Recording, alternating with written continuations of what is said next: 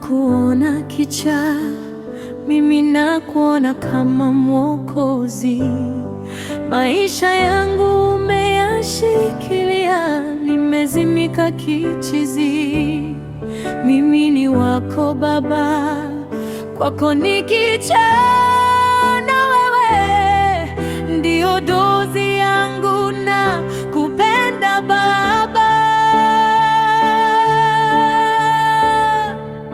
Ni penzi la kichaa la kunipenda taratibu, linagusa moyo wangu kama gitaa tamu. Ni penzi la kichaa